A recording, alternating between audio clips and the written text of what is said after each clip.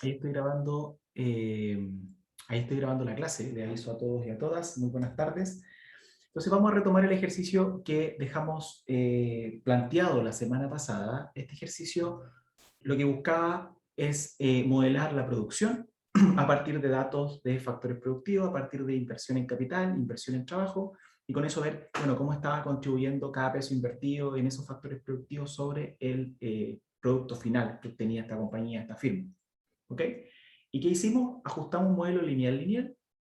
Partimos trabajando con un modelo clásico, que es el que veníamos estudiando desde la clase 2, 3 en adelante, y este modelo lineal relaciona en términos lineales, tal como su nombre lo dice, a las variables que están en el fondo planteadas en la especificación. O sea, estamos diciendo a priori que cada peso invertido en capital o cada peso invertido en trabajo aportan linealmente a los niveles de producción finales que alcanza la compañía, que alcanza la empresa, que alcanza este sector productivo, independiente de la escala que estemos trabajando.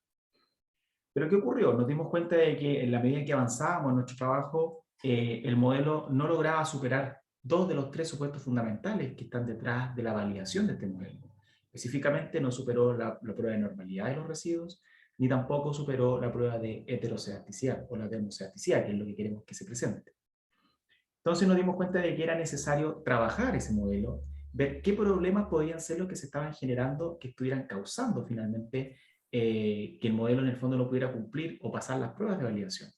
La multicolinialidad no hubo problema, fue lo único que se pudo superar en el fondo. Pero tanto la homocedasticidad no pudo ser demostrada y los residuos no se distribuyen de manera normal. Entonces ahí tenemos un gran problema, porque ustedes ya bien saben que eso afecta a la estimación, a los resultados de los coeficientes, y finalmente, si tenemos resultados sesgados en términos de la interpretación o de la estimación, nuestras interpretaciones van a ser incorrectas. Por eso necesitamos mejorar este modelo en esta clase, y en este primer bloque lo que vamos a hacer es aproximarnos mediante dos vías, pero ambas obedecen a la no linealidad de modelos de regresión en MCO y que específicamente apuntan a logaritmizar ya las variables para intentar de alguna manera representar de mejor forma el comportamiento de las variables. ¿Okay? ¿Alguien de ustedes me podría mencionar qué causas posibles pueden estar generando la heterocedasticidad en este modelo, tal como discutimos la semana pasada?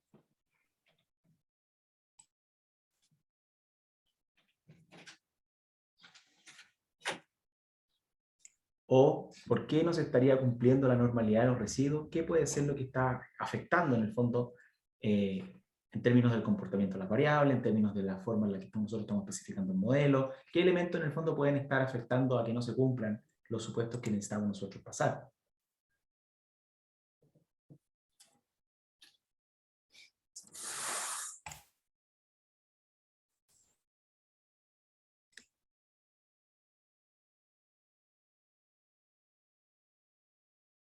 Por ejemplo, para la heterocedasticidad, ¿qué causas existían? ¿Qué causas generan la heterocedasticidad?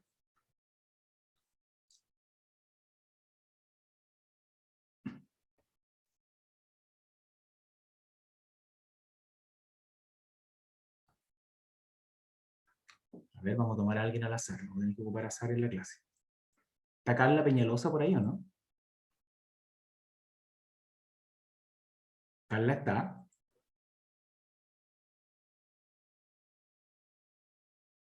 ¿O Valentina?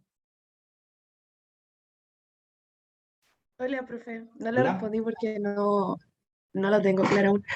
No lo recuerdan, pero recuerden que eran cuatro. Dos obedecían a cómo nosotros estábamos aproximándonos al problema. O sea, tenían relación con cómo estábamos especificando el modelo. Y otras dos tenían relación directamente con los datos. Y a partir de eso, nosotros mirando los datos, dijimos, ¿sabes qué? Lo más probable es que, dado el comportamiento que tienen los datos, inclusive ustedes tienen a la vista en este minuto el gráfico, el gráfico de dispersión entre las variables, lo más probable es que estemos generando problemas de heterocedasticidad o que se vayan a generar problemas de heterocedasticidad en el modelo. Entonces, ¿qué tendrán que ver los datos, díganme ustedes, en términos de la generación o la causa de la heterocedasticidad en el modelo?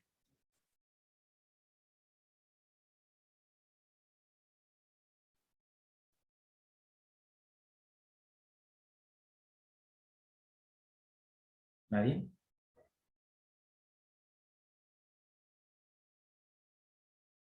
¿No? Fíjense en la dispersión que tienen los datos. Hay una alta dispersión entre la producción, la inversión en capital, entre la producción y la inversión en trabajo. Fíjense la alta dispersión que hay entre los datos.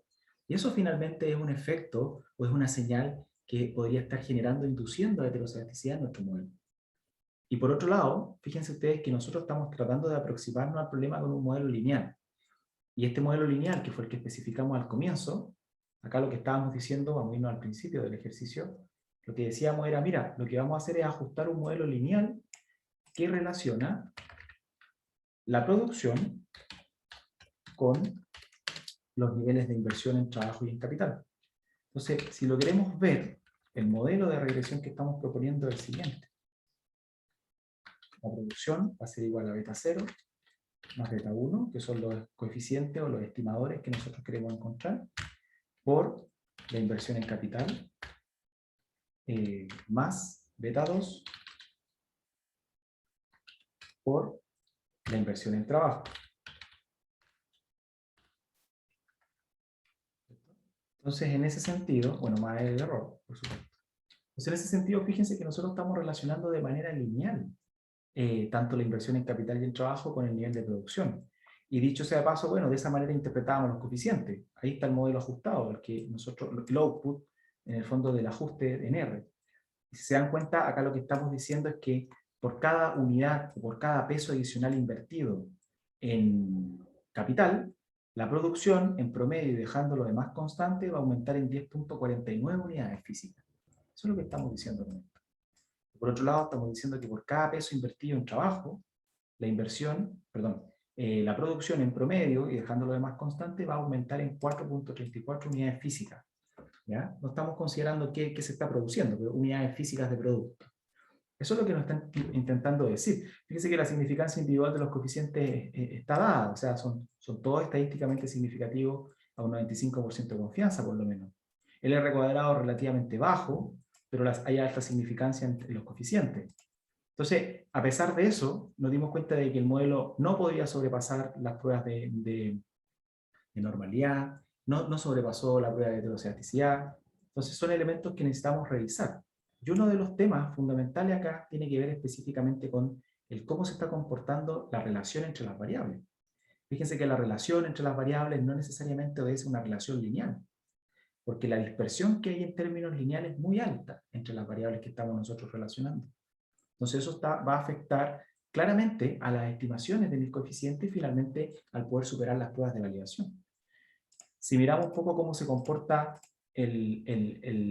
la variable de respuesta o la variable dependiente, fíjense que el nivel de producción en la empresa está muy sesgado a valores pequeños. O sea, hay una alta frecuencia, una alta repetición de valores pequeños en términos de niveles de producción, y eso hace de que mi distribución de probabilidad se sesgue a la izquierda.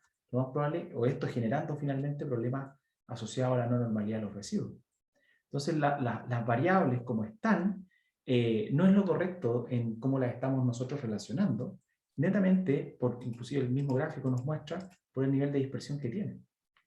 Entonces, lo que vamos a hacer en esta clase es proponer dos opciones en donde vamos a trabajar con los logaritmos de estas variables para intentar ajustar de mejor manera los modelos. Entonces, voy a proponer dos alternativas de modelamiento, una que se conoce como los modelos log lineales y otra que se conoce como los modelos log-log. Y son en el fondo linealizaciones de los modelos o no linealizaciones de los modelos cuando trabajamos con MCO, ya con el método de los mínimos cuadrados ordinarios. ¿Ok? Este modelo, entonces, es el clásico que se conoce como lineal. Lo que vamos a hacer nosotros ahora es ajustar un modelo log lineal. ¿Y qué significa eso en la práctica? Significa de que vamos a logaritmizar la variable dependiente. O sea, vamos a trabajar con el logaritmo de la producción. Cosa que ya estaba inclusive disponible en la base de datos. Ahí está el logaritmo de la producción. Pero nos va a permitir de esa manera intentar de alguna manera eliminar esta dispersión o centrar el comportamiento de nuestra variable dependiente. Veamos qué pasa.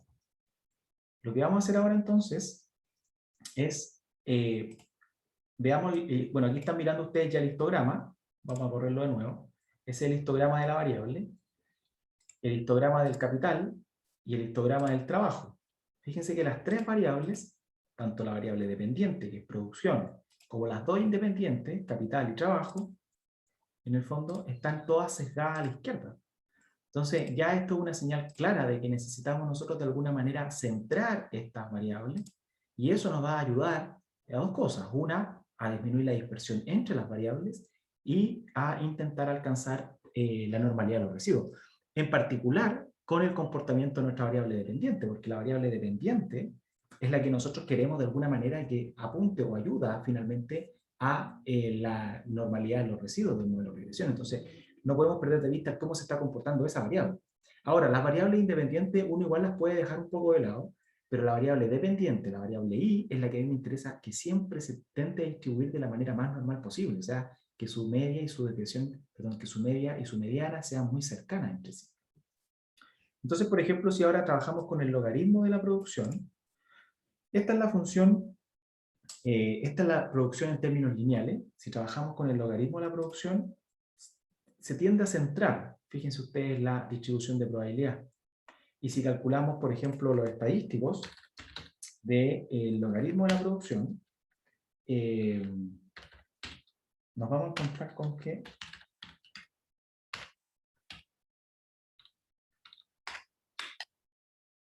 la mediana es prácticamente igual a la media. Y eso es muy bueno desde el punto de vista de la distribución de la variable, porque logramos centrarla y eliminamos este problema de tener un sesgo a la izquierda en términos del comportamiento de la variable. Entonces, comparémosla con la que corresponde. Esa es la producción, esa es la producción en logaritmo. Entonces, ahí está la producción en logaritmo y ahí está la producción en términos lineales. Y eso finalmente nos ayuda a centrar la variable, acercando la media con la mediana, y finalmente esto va a ayudarnos a eliminar el problema de la no linealidad en los residuos. ¿Ok?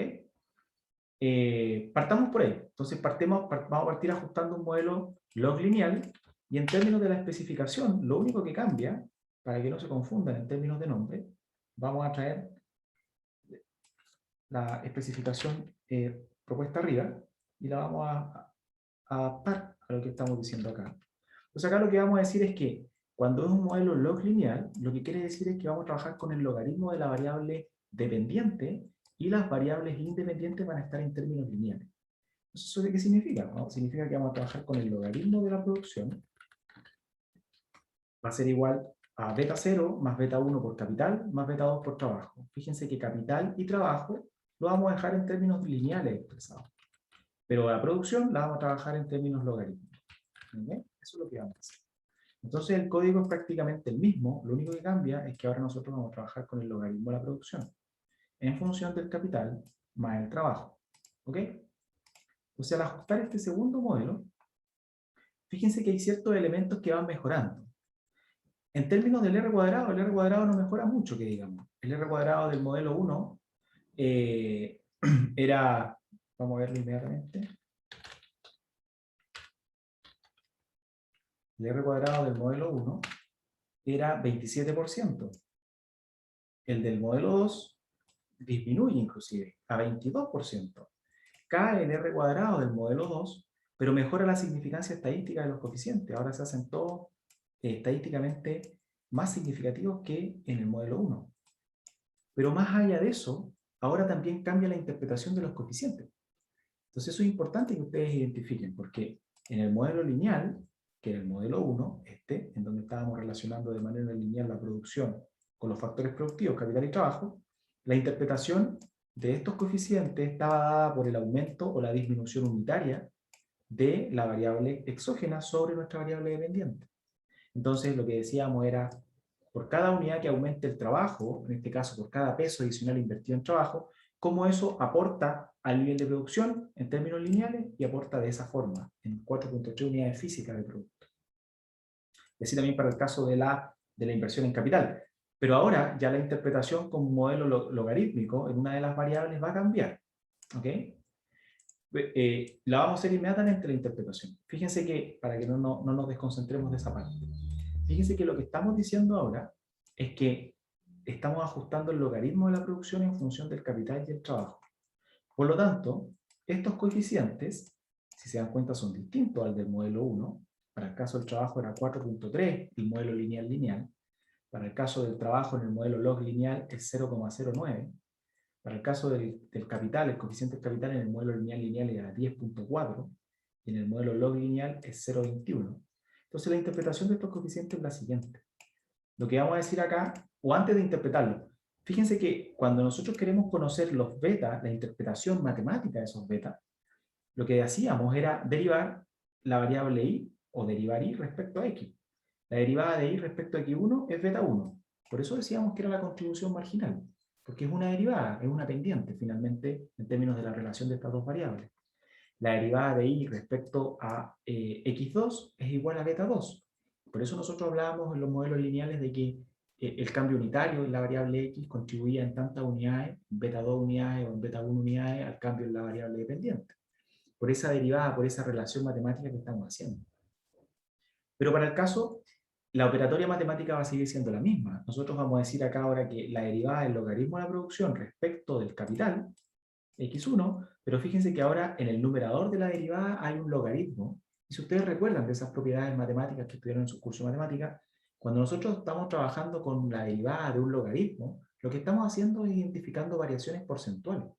Es el cambio porcentual de la variable. Ya no es el cambio unitario, ahora es el cambio porcentual. Entonces, matemáticamente ya eso es importante tenerlo presente porque nos va a orientar en términos de la interpretación de los coeficientes. ¿Qué vamos a decir entonces en términos de la interpretación de los coeficientes? Vamos a decir de que por cada unidad, fíjense que el capital y el trabajo se siguen interpretando en términos unitarios, porque están en términos lineales. Solo que ahora el aporte hacia la producción va a ser en términos porcentuales. Entonces, lo que vamos a decir acá es lo siguiente. Por cada peso adicional que se invierta en capital, en promedio y dejando lo demás constante, la producción va a aumentar en beta 2 por 100%. ¿Eso qué significa? Si multiplicamos 0,21 por 100 sería 21%. Por lo tanto, por cada peso adicional que se invierta en capital, la producción en promedio, dejando lo demás constante, va a aumentar en un 21%. Eso es lo que estamos diciendo. Abajo, ese se multiplica por 100.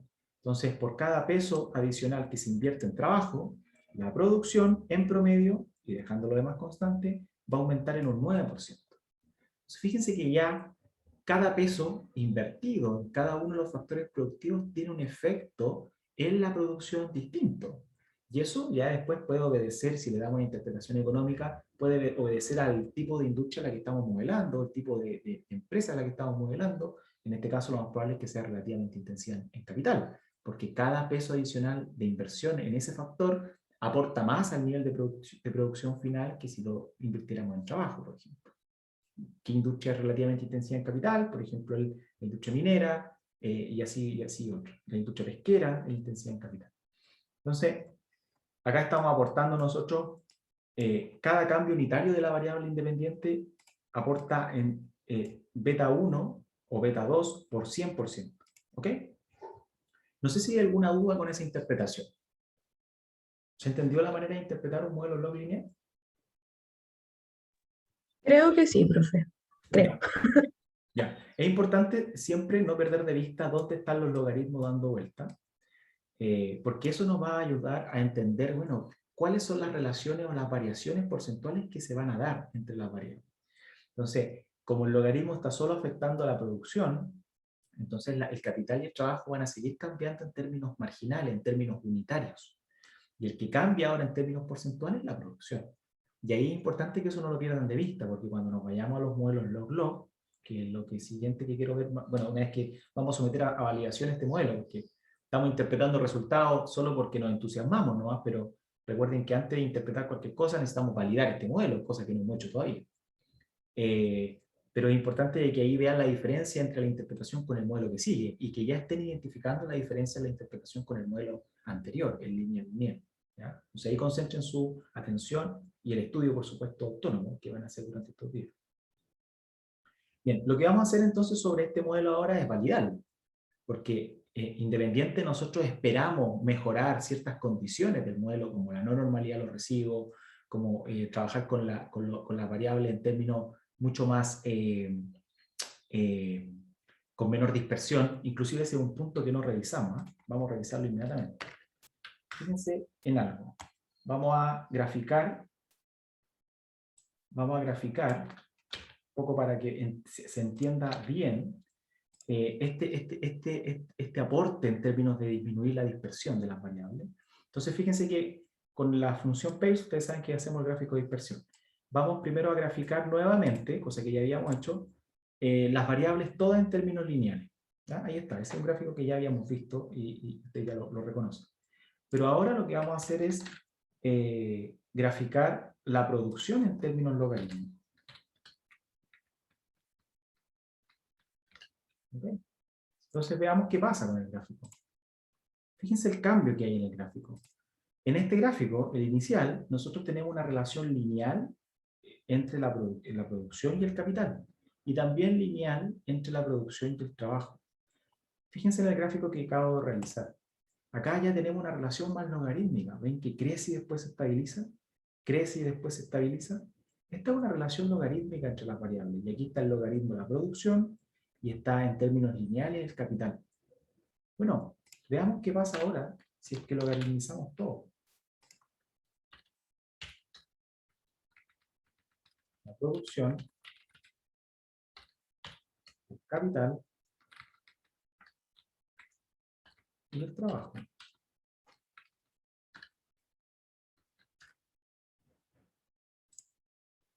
Fíjense cómo disminuyó esa... Bueno, ahora las escalas también juegan mucho aquí en términos de la interpretación, pero este gráfico tiene mucho menos dispersión que este gráfico de acá, por ejemplo. Este era el gráfico que relacionaba la producción y los factores productivos en términos lineales. Este gráfico, el que sigue, relaciona la producción en logaritmo en relación a los factores productivos en términos lineales. Y el último gráfico relaciona todo en términos logarítmicos. La producción y el capital en términos logarítmicos, la producción y el trabajo en términos logarítmicos. Y por aquí ya se ve mejor pasar una línea recta. Por aquí un modelo lineal en términos de los parámetros. Recuerden que cuando hablamos de linealidad en los modelos, porque estamos hablando de que es lineal en los parámetros, se va a ver de mejor medida el ajuste en esta dispersión, y acá también, que es distinto a lo que veíamos en el primer gráfico. Fíjense acá. ¿Ok? Entonces ya gráficamente nos damos cuenta de que hay cambios en términos del comportamiento entre las variables que nos puede ayudar a mejorar ciertos problemas que están teniendo los modelos que estamos nosotros buscando. ¿Ok? Entonces, en el que estamos ahora es el modelo log lineal, o sea, estamos relacionando de esta forma las variables. La producción en logaritmo y tanto el capital como el trabajo en términos lineales. ¿Ok? Bien, entonces vamos ahora a validar este modelo de regresión. ¿Cómo lo vamos a validar? De la siguiente forma. Primero, vamos a ver cómo se comportan eh, los residuos, que es lo que nos interesa, ver si hay normalidad en los residuos. Fíjense que este es el gráfico de normalidad de los residuos para variable, para este modelo que es un modelo log lineal. Y si comparamos esto con el modelo lineal, el modelo 1, era así. Este era el gráfico de normalidad de los residuos del modelo lineal, y este es el gráfico de normalidad de los residuos del modelo log lineal. Entonces, si bien mejoramos mucho una parte, acá si ustedes pueden observar, el modelo lineal tenía un problema enorme en términos de normalidad, mejoró bastante, pero fíjense acá, igual tenemos un problema en términos de cómo se está comportando la variable, en términos de su residuo, o el modelo finalmente en términos de los residuos. Igual tenemos una diferencia respecto de la diagonal, tanto arriba a la derecha como a la izquierda. Pero ustedes ya bien saben que estos gráficos son gráficos netamente que nos entregan información referencial y que nosotros de alguna manera necesitamos aplicar los tests correspondientes. Y aplicando los tests correspondientes vamos a poder verificar si realmente los residuos se distribuyen de manera normal o no. Para el caso del modelo lineal no pasó la prueba. Pudimos concluir con todos los tres tests que aplicamos que los residuos no se distribuyen de manera normal. Bueno, veamos ahora qué pasa con el modelo log lineal. Gráficamente mejoró, pero al parecer no mejoró tanto como nosotros quisiéramos. Veamos. Vamos a aplicar el test de Shapiro-Wills a los residuos del modelo 2. Y fíjense que el test de Shapiro-Wills nos dice esto. ¿Qué significa eso? ¿Qué pueden ustedes concluir con ese valor de probabilidad del test de Shapiro-Wills?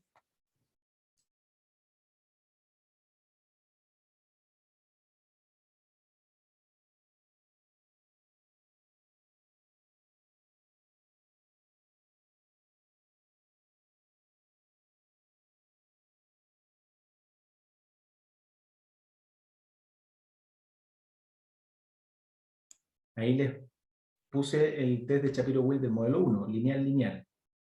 Recuerden que con este modelo habíamos concluido de que los residuos no se distribuyen de manera normal. ¿Qué pasa con el modelo 2?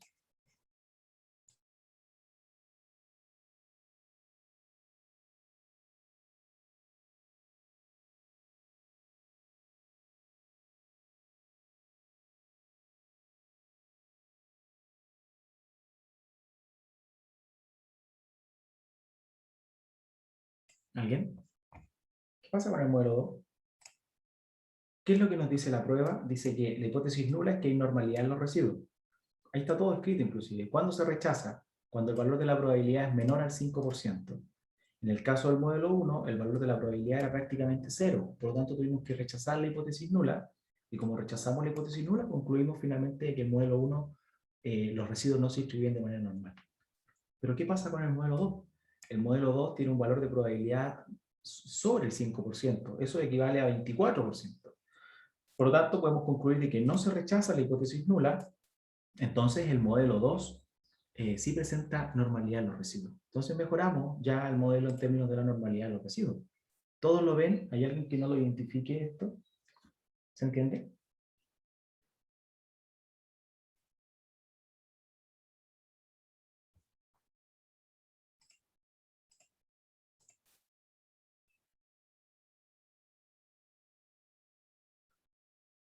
Ok.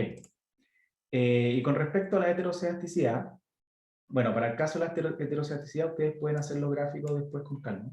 Pero lo que vamos a hacer es aplicar el test de Bruch-Pegan rápidamente para ver si es que supera o no supera la prueba. Y lo que decíamos nosotros es que este test, su hipótesis nula es que hay homoscedasticidad y se va a rechazar cuando el valor de la probabilidad sea menor al 5% y para el caso no se rechaza. Entonces, ¿qué estamos diciendo con eso? De que el modelo ahora superó las dos pruebas. O sea, por un lado el modelo presenta normalidad en los residuos, porque el valor de la probabilidad del test de Shapiro-Wilk es mayor al 5%, y por otro lado el modelo presenta homoscedasticidad, porque el valor de la probabilidad del test de Bruch-Pegan en este caso es mayor también al 5%. Entonces mejoramos ya de un paraguaso, así de simple, dos problemas que nos molestaban en la clase pasada, que tenían que ver con que el modelo no estaba superando la normalidad de los residuos y que los residuos a lo largo de las observaciones no eran constantes. Cosa que ya mejoramos, o sea, con este modelo log lineal ya logramos nosotros mejorar ese problema. ¿Ok? El tema es que sería interesante probar, ya con esto nosotros solucionamos el problema y este es un mejor modelo en términos del ajuste. Fíjense que el R cuadrado, y ahí es importante un poquito la discusión, el R cuadrado del modelo log lineal cayó, empeoró. Estaba en 24, si no me equivoco, y bajó a 22%. Bueno, pero entonces nosotros ¿qué vamos a concluir con eso? Que para nosotros en términos del análisis general no nos interesa en mayor medida el R cuadrado, lo que nos interesa es no perder significancia estadística en los coeficientes y más que eso, bueno, y complementario a eso, nos interesa poder pasar las pruebas de validación del modelo. Si no validamos el modelo, no tiene ningún sentido que el R cuadrado sea alto. Por eso el R cuadrado uno lo mira, uno lo observa, pero es solo un estadístico de referencia para saber nosotros cómo se está ajustando el modelo a los datos, pero no necesariamente va a ser un estadístico que nos permita decidir si el modelo que nosotros estamos enfrentando, el que estamos proponiendo, es el mejor modelo. ¿Ok? Entonces, por lo tanto, por más que haya disminuido el R cuadrado, ahora pasan las pruebas de validación. Ahora los residuos se distribuyen de manera normal, ahora el modelo presenta homoscedasticidad, eso es muy bueno en términos del análisis. Veamos qué pasa con la multicolinialidad. ¿Qué creen ustedes? En términos de la incorporación de colinealidad en el modelo, recuerden que la colinealidad tenía que ver con cuando las variables independientes estaban altamente correlacionadas entre sí. ¿Será necesario aplicar el test de multicolinialidad al modelo 2? ¿Qué creen ustedes? La intuición de eso.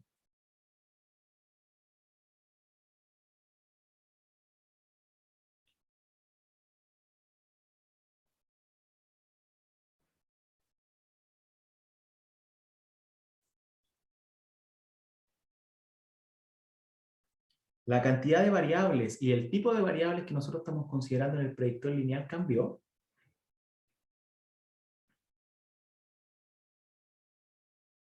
Es importante que ustedes lo logren identificar. En el modelo 1 trabajábamos con capital y trabajo, ¿cierto? En el modelo 2 mantenemos capital y trabajo. En el modelo 1 nosotros dijimos, mira, la relación entre capital y trabajo no es alta. La correlación entre capital y trabajo es súper baja, inclusive calculamos el coeficiente de correlación. Bueno, y eso no ha cambiado, si no hemos incorporado más variables, no hemos reemplazado las variables, solo la estamos relacionando de una manera distinta. ¿Ok? Por lo tanto, no tiene ningún sentido, inclusive, que nosotros evaluemos nuevamente la prueba de multicollinealidad, porque no estamos incorporando más variables al predictor lineal, ni tampoco estamos reemplazando las que en su minuto estaban. Cosa que, si uno, por ejemplo, decidiera reemplazar las variables que en su minuto planteó, o incorporar nuevas variables, claro, ahí podemos estar incorporando variables nuevas que pueden estar altamente relacionadas con las que ya están. Bueno, tenemos que entonces nuevamente evaluar que se cumpla el supuesto de multicollinealidad, o de no colinealidad. Pero si las variables siguen siendo las mismas, la naturaleza de ellas se mantiene, por lo tanto no tiene ningún sentido que nosotros apliquemos esta última prueba. Lo vamos a hacer, pero solo para que se den cuenta que los resultados, llegamos a los mismos resultados que habíamos obtenido en la clase anterior. Entonces es netamente como para hacer el proceso completo de validación. Pero es importante que ustedes identifiquen la necesidad de hacerlo o no hacerlo según lo que estén haciendo en el trabajo, ¿okay? En el modelamiento de orden total. ¿Hasta acá hay alguna duda, pregunta, consulta con respecto a lo que estamos haciendo?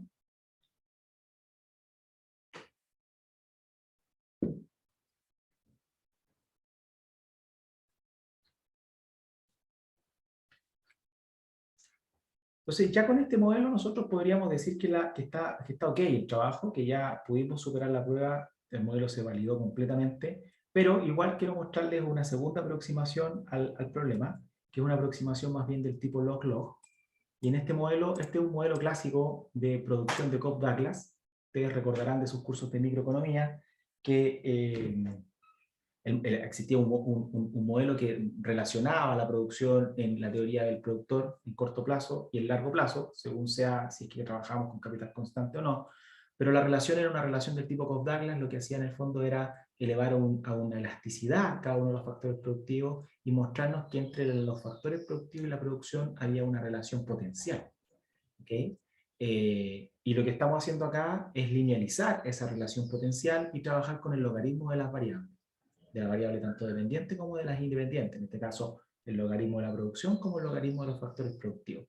Y fíjense que eso nos va a ayudar para que ahora los coeficientes que estimemos se puedan interpretar directamente como una elasticidad, cosa que no podíamos hacer antes. Por ejemplo, en el modelo lineal-lineal, los coeficientes, los estimadores que obteníamos eran una contribución marginal. Era una pendiente de un modelo lineal, que es distinto a una elasticidad. En cambio ahora, con este modelo, que nace del modelo de producción de Cobb-Douglas, en donde estamos relacionando en términos logarítmicos todas las variables, ya el resultado del coeficiente que obtengamos se puede interpretar de manera como una elasticidad. La elasticidad capital-producción, la elasticidad de empleo-producto, cosas que ustedes ya conocen de sus cursos de micro. ¿Ok? Entonces, lo que vamos a hacer acá, netamente, es algo no muy distinto al anterior, solo vamos a, déjenme mostrarles, ahí está, la especificación. Aquí vamos. La especificación ahora es en base al logaritmo de la producción, beta 0 más beta 1 por el logaritmo de la inversión en capital, más beta 2 por el logaritmo de la inversión en trabajo. Eso es lo que vamos a hacer ahora. Entonces, vamos a trabajar todas las variables en términos logaritmos, que es un poco lo que pasaba en este gráfico. En modelo 2, este era el análisis que estábamos haciendo. La producción en logaritmo y la inversión en capital y el trabajo en términos lineales. En el modelo 3, que es el que vamos a ajustar ahora, todas las variables están en términos logarítmicos, y eso nos va a permitir disminuir ciertas dispersiones asociadas a los datos. Entonces, veamos qué pasa con este ajuste. Fíjense que no sé si alguien puede observar algo que haya mejorado de manera sustantiva con respecto al modelo 2 al modelo 3.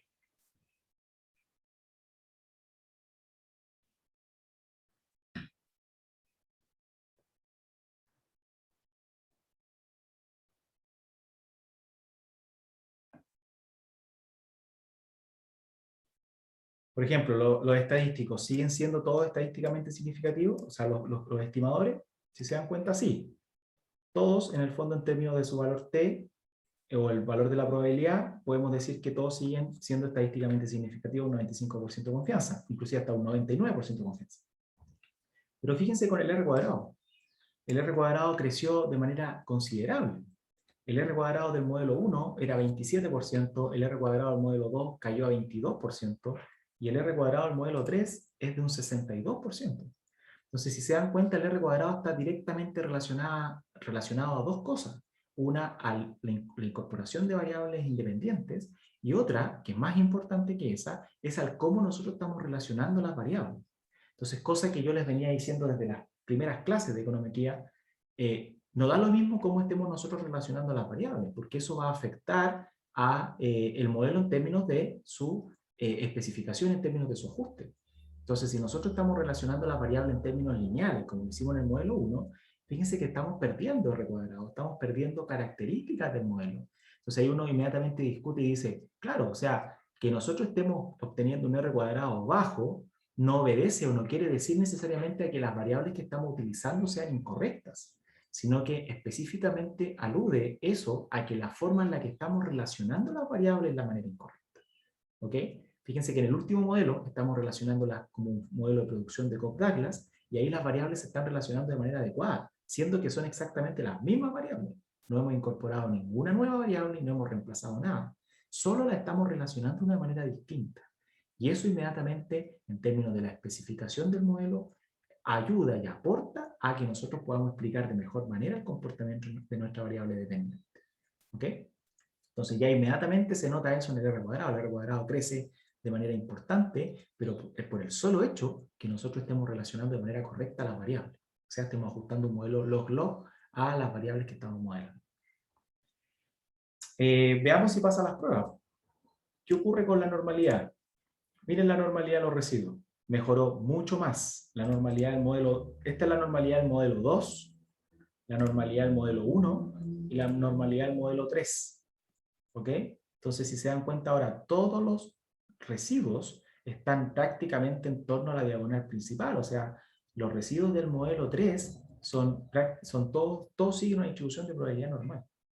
Y bueno, ¿para qué? Igual vamos a hacer la prueba de Shapiro-Wilk. Fíjense que el valor de la probabilidad es de un 78%. Supera en crece el 5%, por lo tanto nosotros no podemos rechazar la hipótesis nula. Y confirmamos de que el modelo, que los residuos del modelo se distribuyen de manera normal. Lo mismo para la homoceasticidad. El test de Bruch-Pegan también supera el 5% en términos de su valor de la probabilidad. Entonces los residuos del modelo son homoceásticos. ¿Ok? La multicolinialidad, ya por lo que dije anteriormente, no tiene ningún sentido volver a calcularla, pero ya tanto el modelo 2 como el modelo 3 cumplen ambos las pruebas de validación. ¿Ok? La pregunta que yo le hago a usted ahora, y por favor que alguien me responda algo, ¿con cuál de los dos modelos nos quedamos? ¿Con el modelo 2 o con el modelo 3? ¿Qué creen ustedes? ¿Y en base a qué ustedes decidirían eso?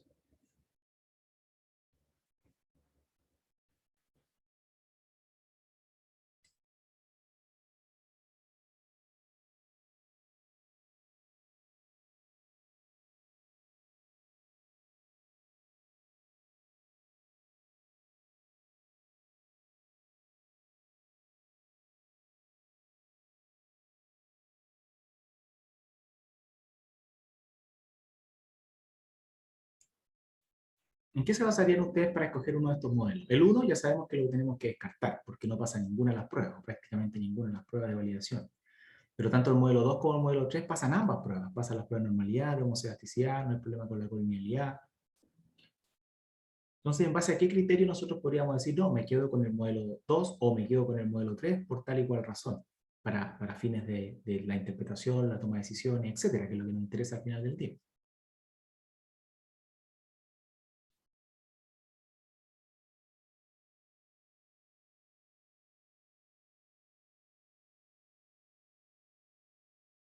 ¿No? ¿Nadie?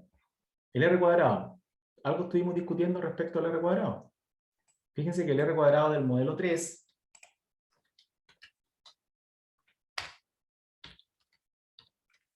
el R cuadrado del modelo 3 es de un 63%. Y el R cuadrado del modelo 2, el del 1 no vale la pena que lo revisemos. Es de un 22%. Entonces, por el R cuadrado nosotros podríamos decidir. ¿Ok? Por el R cuadrado fácilmente nosotros nos quedamos con el modelo 3. Entonces, para poder interpretar este modelo, fíjense ustedes lo que vamos a hacer. Lo que vamos a decir es lo siguiente. lo que vamos a decir es lo siguiente. Para el caso, voy a recordar la interpretación del modelo 2, para que no quepa duda. Lo que decíamos con el modelo 2, en donde la variable independiente estaba en logaritmo y las variables independientes estaban en nivel, lo que decíamos era que por cada peso adicional que se invirtiera en capital, la producción iba a aumentar en un 21%, porque este coeficiente lo teníamos que multiplicar por 100. Y ahora, por cada peso adicional que se invirtiera en trabajo, la producción en promedio, dejándolo más constante, iba a aumentar en un 9%. ¿Ok? Eso es lo que interpretábamos con el modelo log lineal.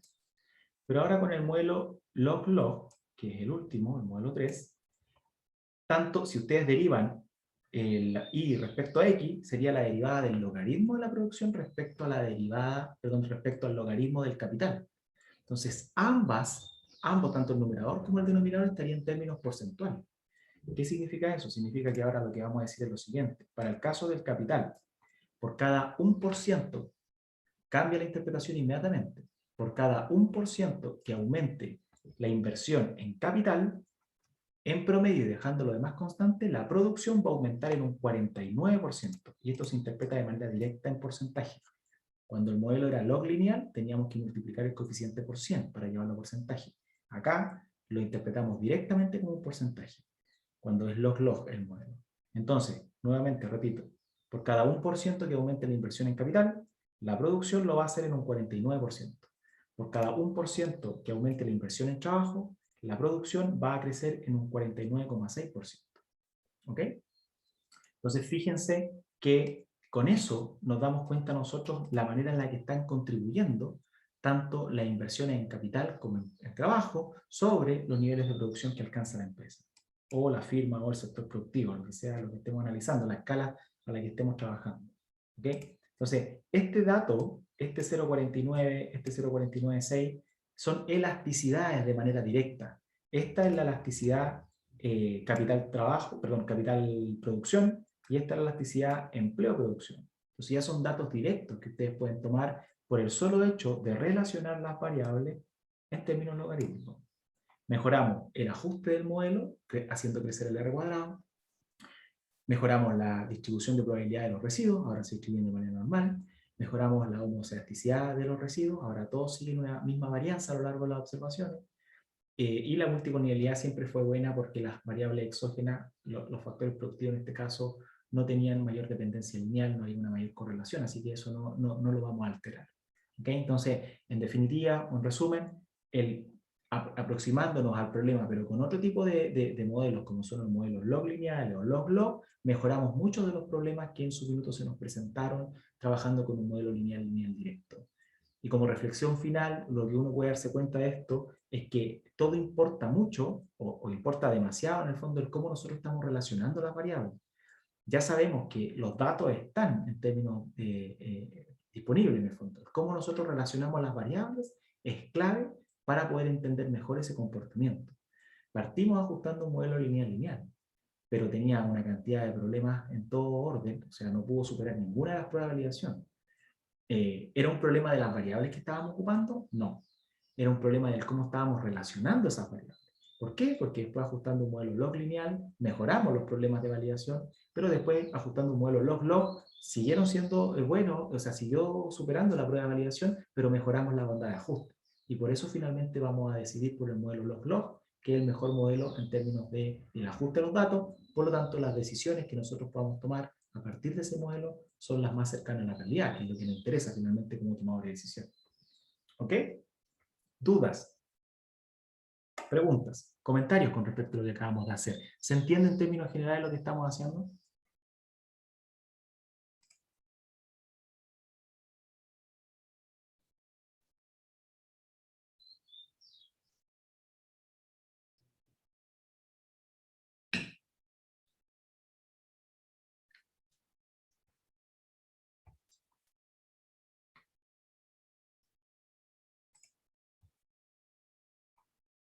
¿Sí? ¿No? ¿Más o menos?